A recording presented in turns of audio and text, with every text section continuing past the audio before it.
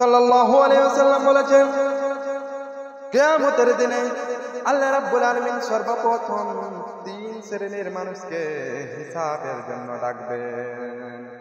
এক নম্বরে আল্লাহ রাব্বুল আলামিন শহীদকে ডাকবেন। শহীদ পর্যন্ত যারা আল্লাহর রাস্তায় জিহাদ করে মারা যায়, আল্লাহ রাব্বুল আলামিন শহীদকে ডাকবেন। শহীদকে আল্লাহ রাব্বুল আলামিনের সামনে উপস্থিত করা হবে। আল্লাহ রাব্বুল আলামিন বলবেন, হে আমার গোলাম, দুনিয়ায় তুমি শহীদ কেন হয়েছিলে? তুমি দুনিয়ায় রক্ত কেন দিয়েছিলে? সে লোকটি বলবে, সে শহীদ বলবে, আল্লাহ গো, তোমাকে খুশি করার জন্য আমি রক্ত দিয়েছিলাম, আমি শহীদ হয়ে গিয়েছিলাম। তোমাকে রাজি করার জন্য আমি শহীদ হয়ে গিয়েছিলাম। আমার রক্ত দুনিয়াতে ঝরিয়েছিলাম আল্লাহ গো, একমাত্র তোমাকে খুশি করার জন্য। আল্লাহ বলবে, হে আমার গোলাম, আমি তোমার অন্তরের কথা জানি, তোমার অন্তরের কথা আমি জানি। তুমি এই জন্য দুনিয়ায় শহীদ হয়েছিলে। তোমাকে লোক যোদ্ধা বলবে, তোমাকে বীর বলবে, তোমাকে পাহাড়ওয়ান বলবে, তোমাকে একজন শক্তিশালী লোক বলবে। তার জন্য তুমি দুনিয়ায় শহীদ হয়েছিলে। আমাকে খুশি করার জন্য তুমি শহীদ হয়ে যাওনি। সুতরাং তোমাকে দুনিয়ায় বীর বলেছে, বাহাদুর বলেছে, তোমাকে যোদ্ধা বলেছে, তোমাকে পাহাড়ওয়ান বলেছে। তুমি দুনিয়ায় যা চেয়েছিলে তা পেয়ে গেছো। আজ তোমার জন্য কিছুই নেই, তুমি জাহান্নামে চলে যাও। দ্বিতীয় নম্বরে আল্লাহ রাব্বুল আলামিন একজন দানবীরকে ডাকবেন। আল্লাহ রাব্বুল আলামিনের সামনে একজন দানবীরকে উপস্থিত করা হবে। আল্লাহ রাব্বুল আলামিন বলবেন, হে আমার গোলাম, দুনিয়ায় তোমাকে আমি অনেক টাকা পয়সা দিয়েছিলাম, তোমাকে আমি একজন বড় লোক বানিয়েছিলাম, তোমাকে একজন টাকাওয়ালা, একজন কোটিপতি বানিয়েছিলাম।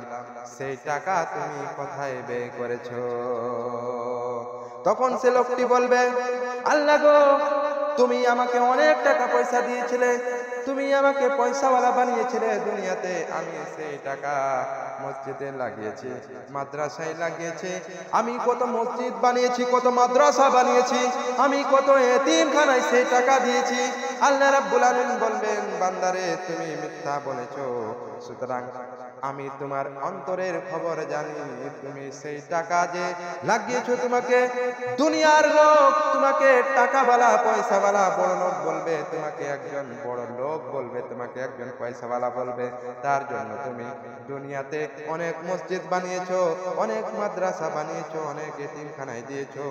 সুতরাং দুনিয়ায় তোমাকে টাকাওয়ালা, একজন বড় ব্যক্তি, একজন টাকাওয়ালা, পয়সাওয়ালা, একজন কোটিপতি লোক তোমাকে দুনিয়ায় বলেছে। সুতরাং দুনিয়ায় তুমি যা চেয়েছো তা পেয়ে গেছো। আজ তোমার জন্য কিছুই নেই, তুমি সোজা জাহান্নামে চলে যাও। তিন নম্বরে আল্লাহ রাব্বুল আলামিন একজন কারীকে ডাকবেন, একজন আলিমকে ডাকবেন, একজন জ্ঞানী লোককে ডাকবেন।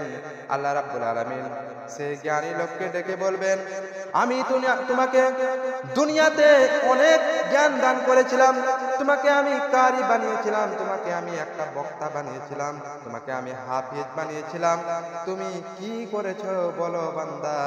সে লোকটি বলবে, আল্লাহ গো, তুমি আমাকে দুনিয়ায় কারি বানিয়েছিলে, তুমি আমাকে দুনিয়ায় একটা বড় আলিম বানিয়েছিলে, তুমি আমাকে হাফিজ বানিয়েছিলে।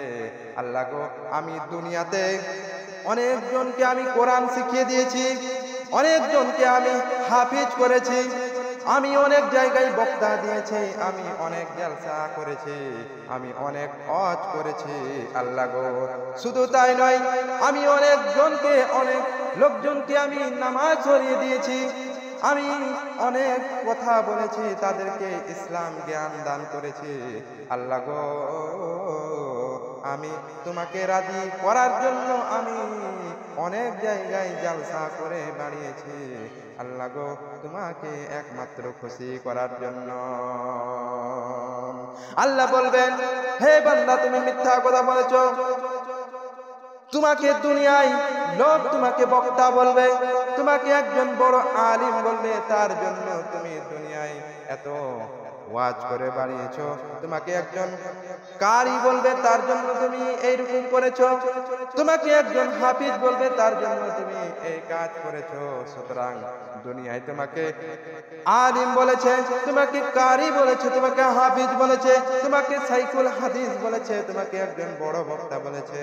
সুতরাং তুমি দুনিয়ায় যা চেয়েছো তা পেয়ে গেছো।